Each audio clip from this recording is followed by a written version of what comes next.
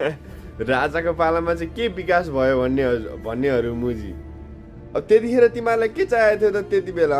त्यो टाइम नै त्यस्तै थियो। तिमीहरूलाई त्यतिखेर एचडीमा ब्लू फिल्म हेर्नु परेको थियो होला होइन, स्क्रिन टच फोनमा। स्लो प्रोग्रेस हुँदै थियो त मुला हो मुजी। तिमीहरूले राम्रोसँग राजालाई काम गर्न दियौ।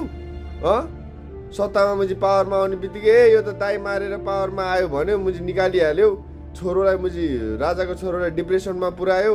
त्यही छोरो डिप्रेसनमा गएर अब ड्रग्स लिन थाल्यो। तिमीहरूले त्यसलाई नै सनसनी बनाएर मुजी यो त ड्रगिस्ट हो, यो त हत्यारा हो भनिदेऊ। तिमीहरू मुजीहरू त्यो बेलामा राजाको बेलामा बोल्न नपाउने, देश विकास भएको थिएन भन्नेहरू कमेन्ट हान्दा फेरि एकचोटि कमेन्ट हान्दा तिमीहरूको मुख हेरौँ त, अनुहार हेरौँ त मुजी। साला गु मुलाहरू तिमीहरू मुजी त डम्यास मदर फकसहरू हो मुजी। यु डोन्ट नो क्या। स्लो प्रोग्रेस हुँदै थियो त मुजी।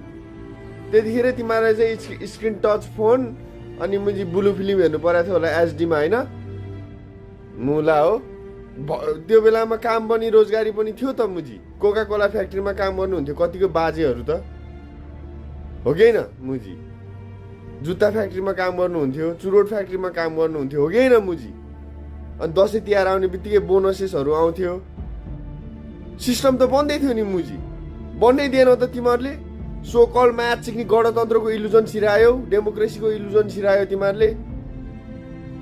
झन् देशलाई कता धकेल्यो तिमीहरूले मुजी हो। के बनाएछ देशमा? बाटोघाटो। अनि बाटोघाटोमा हिँड्ने मान्छेहरू चाहिँ खोइ त मुजी।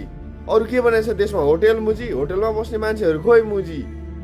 स्कुल कलेजेस त्यसमा पढ्ने बच्चाहरू खोइ मुजी। कफी के अरे चिया बगान, चिया अड्डा।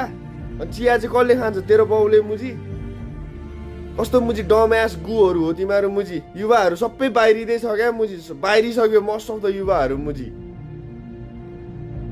लामो तेरो बिजनेसको अब कसरी चलाउँछस् नेपालमा मुजी? गणतन्त्रको इल्युजनमा छ सिक्नेहरू। राजाले केही गरेन, राजाले बोल्न दिएन अरे मुजी। राजाकै पाला मुजी बोलेर फाले होइन तिमीहरूले मुजी। राजतन्त्र जाँठा हो। बुझै चाँडै चेतना भयो ल। तिमीहरूलाई धेरै मुख छाड्न मन छैन क्या मलाई। चेतना चाहिँ भयो तर तिमीहरू लास्ट डम्यासहरू रहेछ मुजी। फकेट म्या।